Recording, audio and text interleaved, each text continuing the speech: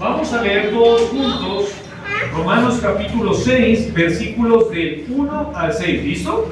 Vamos a leerlo todos, como son 6 versículos, son cortitos, entonces así todos lo leemos al mismo tiempo. Dice así: ¿qué pues diremos? ¿Perseveraremos en el pecado para que la gracia abunde?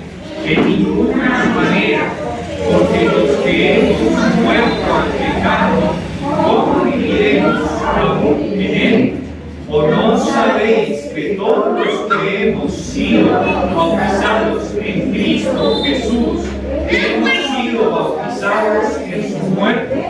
Porque somos sepultados juntamente con él para muerte por el bautismo, a fin de que como Cristo resucitó de los muertos por la gloria del Padre, así también nosotros andemos en vida nueva.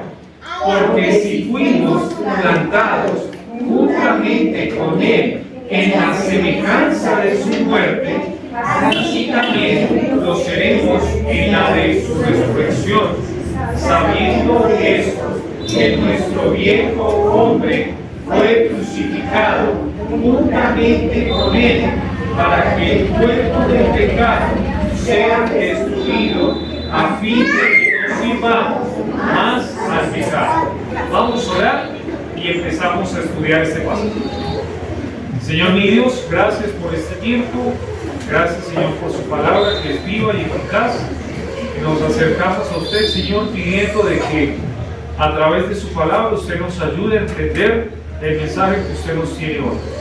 Gracias, Señor.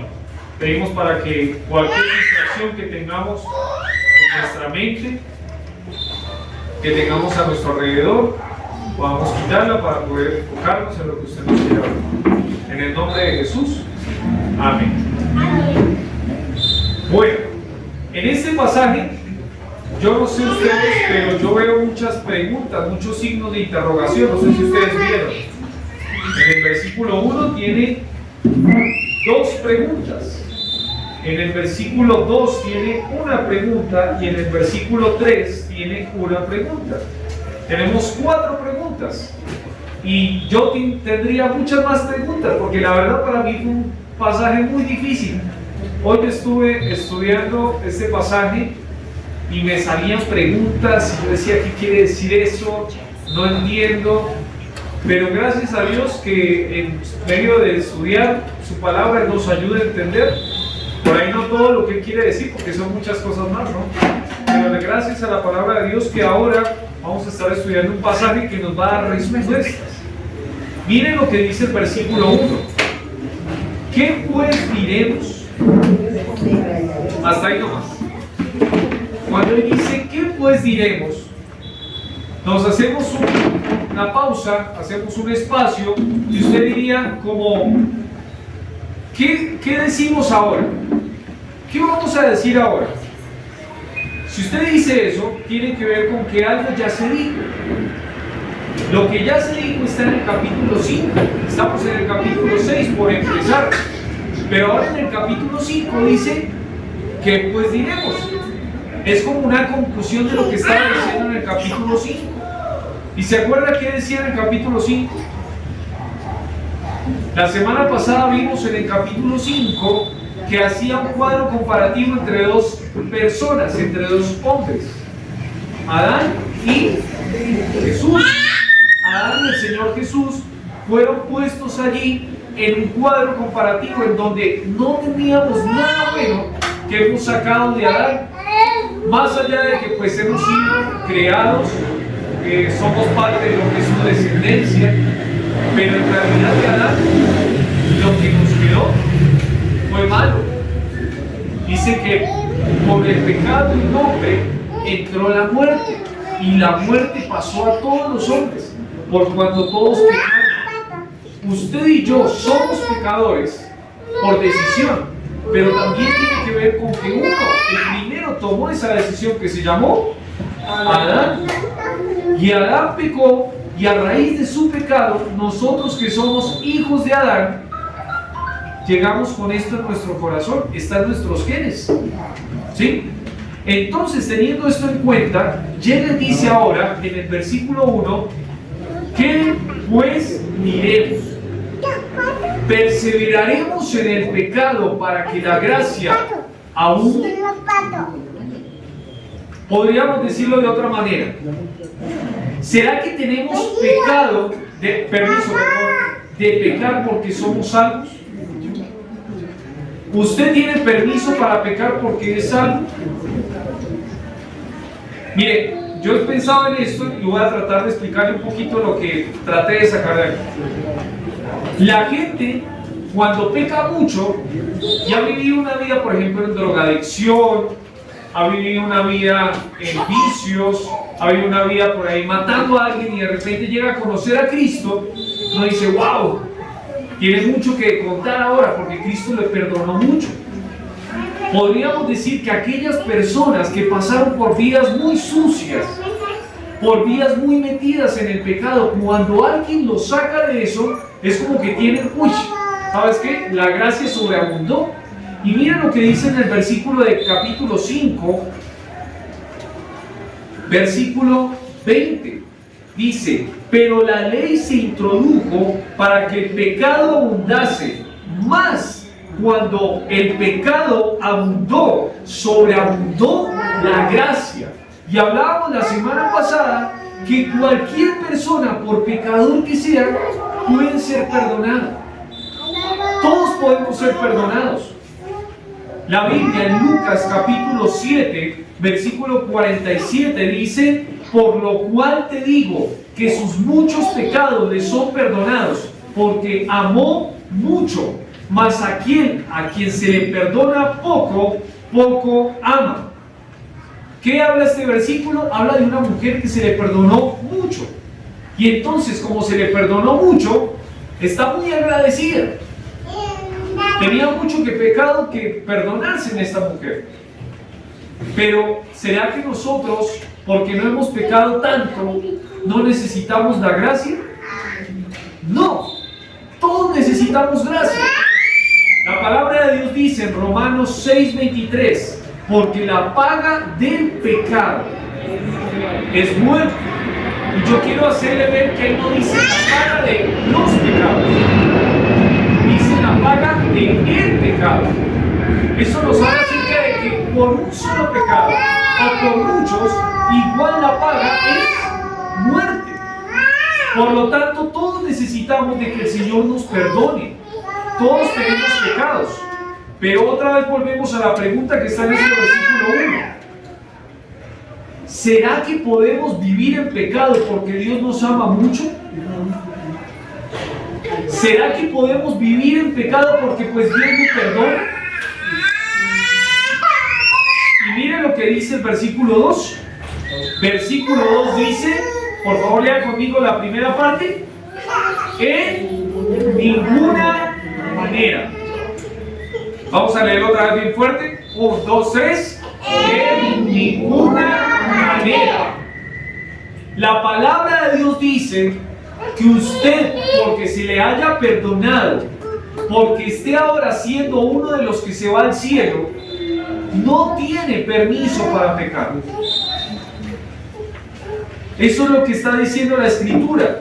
La manera de vivir del creyente no tiene permiso para pecar. No es que usted llegue y dice, bueno, porque yo ya no voy al cielo, entonces ahora vivamos como queramos. Eso no dice la Biblia. Y acaba de desarrollar las razones en razón de lo que se acaba de decir. En el versículo 2 dice, porque los que hemos muerto al pecado, ¿cómo viviremos aún en él? ¿Por qué no puedo vivir en pecado si ya soy salvo? Porque pues todos somos salvos y nosotros enseñamos aquí en la seguridad de salvación, que usted no pierde la salvación. Entonces no podría ser yo, que yo decía, bueno, pues ya me voy al cielo, puedo tomarme alguna ventaja, por ahí algún permiso este fin de año. Pero mire que Dios dice, los que hemos muerto al pecado. La situación espiritual del creyente nos dice en la palabra que está muerto al pecado. Yo quiero hacerle pensar en eso, porque creo que es algo muy difícil de entender. Versículo de Romanos, pero el versículo 6, capítulo 6, versículo 11, dice: así también vosotros consideraos muertos al pecado, pero vivos para Dios en Cristo Jesús, Señor nuestro. La palabra consideraos es la palabra que es conclusión lógica. Es que después de todo lo que se ha dicho en los versículos anteriores, acá el apóstol Pablo llega y dice: como conclusión lógica les digo que las personas creyentes no perseveran en el pecado. Un verdadero hijo de Dios no persevera en el pecado. Colosenses capítulo 3, versículo 3, si alguno me ayuda por favor, ¿qué dice Colosenses capítulo 3, versículo 3? ¿Qué dice? El que lo tenga. Dice: porque habéis muerto y vuestra vida está escondida con Cristo. Si usted se fija en los versículos anteriores, dice: si pues habéis resucitado con Cristo, buscad las cosas de arriba, donde está Cristo sentado a la diestra de Dios. Poned la mira en las cosas de arriba, no en las de la tierra, porque habéis muerto y vuestra vida está escondida con Cristo en Dios. Mire que ahí da un condicional. Si pues habéis resucitado con Cristo. Si es que en realidad ahora tienes la vida de Cristo, busca las cosas de arriba, porque habéis muerto. La realidad del creyente es que cuando conoció a Cristo, algo se murió. ¿Sí? Cuando usted conoció a Cristo, si en realidad conoció a Cristo, algo tuvo que morir. Y ahora vamos a ver un poquito más acerca de esto. Yo le quiero decir algo que escribí acá. Para un creyente, el pecado es un extranjero no grato que lo visita, pero no es un soberano al que se le obedece. ¿Lo va a visitar? Sí. Pero que se queda y está reinando en su vida, no. Eso es diferente. Un verdadero creyente no persevera en el pecado. Y sigue acá el apóstol Pablo desarrollando este pasaje y leemos el versículo 3. Romanos 6, 3. Dice: ¿o no sabéis que todos los que hemos sido bautizados en Cristo Jesús hemos sido bautizados en su muerte? La palabra bautizar se utilizaba para lo que nosotros hacemos, de bautizar a una persona en agua, de sumergirla en agua. La palabra tiene que ver con sumergir. ¿Sí? Era cuando una persona llegaban y la metían ahí y la volvían a sacar. Pero también habla acerca de identificarlo con alguien. Justo el bautismo de agua, si usted se ha bautizado, pregunta: ¿cuántos se han bautizado acá? Si usted se ha bautizado, el bautismo no es algo. El bautismo simplemente lo identifica con aquello que es usted ahora. Si usted es cristiano, usted le va a decir a las personas que es cristiano al bautizarse. Y acá llega y dice, en el versículo 3, ¿no sabéis que todos los que hemos sido bautizados en Cristo Jesús hemos sido bautizados en su muerte? La idea es, usted ahora se identifica con Jesús. ¿En qué se identifica con Jesús? La idea es que Jesús llevó sus pecados a la cruz. Usted tenía que ir a la cruz. Yo tenía que ir a la cruz. Yo me ponía a pensar en esto y pensaba, cuando nosotros vemos imágenes de Cristo en la cruz, algo que tendríamos que pensar es que yo tendría que estar ahí. Me identifico con Cristo.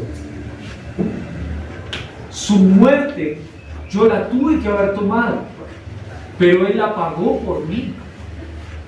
Y Pablo, pensando en esto, en 2 de Corintios, capítulo 5, versículo 14, dice así: Léalo conmigo, por favor. 2 Corintios 5, 14. Leámoslo a la 1, a las 2 y a las 3. Porque el amor de Cristo nos constriñe, pensando esto, que si uno murió por todos, luego todos murieron. Pablo llega y dice, ¿no sabéis? ¿Usted no se ha dado cuenta? ¿No se ha puesto a pensar de que usted tenía que ir a la cruz? Yo tenía que ir a la cruz. Usted tenía que ir a la cruz. Y me identifico con Cristo. Pero miren lo que sigue diciendo ahora. Dice, versículo 4, porque somos sepultados juntamente con Él para muerte por el bautismo, a fin de que como Cristo resucitó de los muertos por la gloria del Padre, así también nosotros andemos en vida nueva. Otra vez, ¿qué es el bautismo? Es una identificación ¿con quién? Con Cristo. Y acá llega y dice que yo me identifico con Cristo en su muerte, pero también en su resurrección. ¿Cómo así? Una persona que realmente conoció a Cristo como su Salvador va a tener vida nueva. Eso es lo que dice ahí. Que así como Cristo resucitó de los muertos, ahora yo también, que estoy identificado con Cristo, muero al pecado, pero vivo para Dios. Ando en vida nueva. Un verdadero creyente va a andar en vida nueva, no en vida vieja. Usted no puede decir que conoce a Cristo Jesús y seguir viviendo la vida vieja. Tiene que andar en vida nueva. Eso es lo que dice la Escritura. Versículo 5 tiene que ver con el que acabamos de leer. Porque si fuimos plantados juntamente con Él en la semejanza de su muerte, así también lo seremos en la de su resurrección.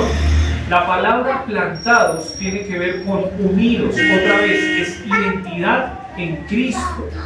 Estoy unido a Cristo en la semejanza de su muerte. Así también lo seremos en la de su resurrección. Mi identidad tiene que ver con Jesús. Si Jesús murió en la cruz llevando el pecado, no es que yo tengo que morir para llevar mis pecados, pero cuando conocí a Jesús, algo murió, y eso tiene que ver con el pecado. Pero ahora, ¿será entonces que como cristianos nosotros, si pecamos, es que no somos hijos de Dios? Eso no es así. Miren lo que dice el versículo 6. Sabiendo esto, otra vez el apóstol Pablo llega y les dice, presten atención, que nuestro viejo hombre fue crucificado juntamente con él. Si usted se fija en las Escrituras, en el Nuevo Testamento, hay 4 versículos que le habla de viejo hombre. Solo hay 4. Uno está en Colosenses, uno está acá en Romanos, uno tiene que ver con Juan y el otro no recuerdo, pero es otra de las cartas paulinas. En los 4 se le llama a usted a que usted ya no tiene eso, a que esto murió. En Gálatas 2:20 el apóstol Pablo dice, con Cristo estoy juntamente crucificado. Ya no vivo yo, mas Cristo vive en mí. Entonces algo murió. Y si usted recuerda, en el capítulo 5 habíamos visto que nosotros traemos desde Adán algo. Traemos una vieja naturaleza. En Adán yo soy pecador. Yo traigo una naturaleza, una esencia de pecador. Usted trajo eso. Sus niños traen eso. Está metido ahí. Es la esencia del pecado. Pero mire que en el versículo no termina. Porque dice, para que el cuerpo del pecado sea destruido, a fin de que no sirvamos más al pecado. Cuando dice ahí que el cuerpo del pecado sea destruido, una mejor traducción sería para que el cuerpo del pecado se vuelva inoperante, para que ya no actúe, para que no sea eficaz. Usted y yo, así como hemos nacido con la naturaleza de Adán, nacimos con un cuerpo pecaminoso. Este cuerpo, esta carne, es el vehículo que usted tiene en este mundo. Y este cuerpo nos llama a buscar cosas que nos da este mundo. Tenemos deseos, tenemos concupiscencias. Cuando Cristo llega a la vida, la vieja naturaleza muere, pero el cuerpo del pecado quedó. Este cuerpo en el que andamos es pecador. Mire lo que dice el apóstol Pablo en Romanos 7:24. Romanos 7:24. El apóstol Pablo como que está gritando. Mire lo que dice: miserable de mí, ¿quién me librará de este cuerpo de muerte? El apóstol Pablo estaba enojado, estaba triste porque lo que él quería hacer no lo hacía, y lo que hacía era lo que no quería hacer. Estaba pecando y él decía: algo me pasa, pero no es por la naturaleza caída, porque ya Cristo la crucificó. Es este cuerpo de pecado que todavía me llama, como que me pide pecar. Y estamos peleando. El cristiano, el verdadero cristiano, no es que no peca. El verdadero cristiano tiene una lucha con el pecado.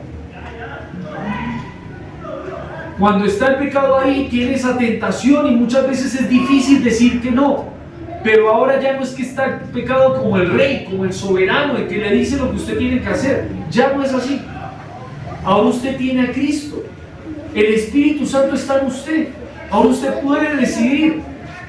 Y el pecado le va a estar llamando, su carne le va a estar llamando. Pero ya no está ahí ese viejo hombre. Para mí fue, no sé si algo más hay que decir, pero para mí fue muy difícil entender eso en este tiempo que he estado estudiando este pasaje. Pero algo que entiendo es que mientras que estemos en este mundo como cristianos, muchas veces vamos a tener que doblar rodillas y pedir perdón al Señor por nuestros pecados, como dice en 1 Juan 1:9. Si confesamos nuestros pecados, Él es fiel y justo para perdonarnos y limpiarnos de toda maldad. Por lo tanto, el cristiano sí peca. Pero ojo, el cristiano no practica el pecado. Para los niños que están escuchando, yo sé que muchos de ustedes dicen: uy, está muy difícil entender hoy.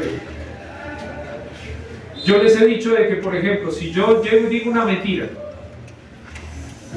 ¿yo puedo decir una mentira? No debería decir mentiras. Pero si yo todos los días digo mentiras, ya no es normal. Ya me he vuelto un mentiroso como profesional. Ya es como que, uy, ¿sabe qué? Este ya no es cualquiera, porque a uno se le puede salir. Pero otra cosa es cuando hay una práctica constante del mismo pecado. Uno, por ejemplo, está en el colegio y llega y alguien te pega. Y te pegó y te hizo uy.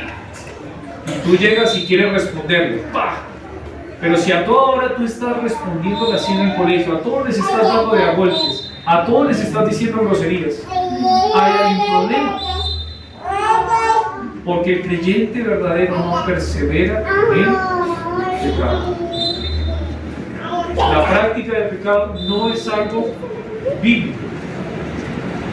Todo lo contrario, cuando Cristo llegó a la vida, algo murió. ¿Qué murió? Murió la naturaleza pecaminosa. Murió el poder del pecado. Queda crucificado. Pero vamos a tener que seguir luchando mientras que estemos en este mundo, porque tenemos un cuerpo pecador. Un cuerpo que le gusta el pecado. Que por ahí si alguien nos llama, nos dice algo, que es algo que por ahí nos gusta en nuestra carne, pues nos va a llamar, nos pide eso. Eso se llama concupiscencia. Pero no es lo mismo que era antes. Yo no sé si usted tiene esa experiencia de vida, pero el nuevo creyente tiene que vivir una vida como Cristo, que murió, pero también resucitó. ¿Murió a qué? Murió al pecado, al poder del pecado, pero ahora anda en vida nueva, una vida diferente. Hay muchos chicos que vienen a la iglesia y piensan que son cristianos y piensan que se van al cielo, pero viven una vida lejos de Dios. Y uno dice, allá hay algo que lo está hablando. Porque la Biblia dice que eso no es así. Que el que persevera el pecado, en realidad nunca conoce. El que tiene una vida vieja y no tiene una vida nueva, algo no está bien. Espero que usted ya tenga esa experiencia de vida. Que usted ya haya conocido la vida nueva de Cristo. Porque si no, solo somos asistentes acá. Solo estamos yendo a escuchar un lindo mensaje informativo, pero no una realidad de vida. La realidad de vida llega cuando Cristo llega. Y si Cristo llega, algo se mueve. Y ahora usted debería andar en vida nueva. ¿Sí? Vamos a orar y terminamos el mensaje.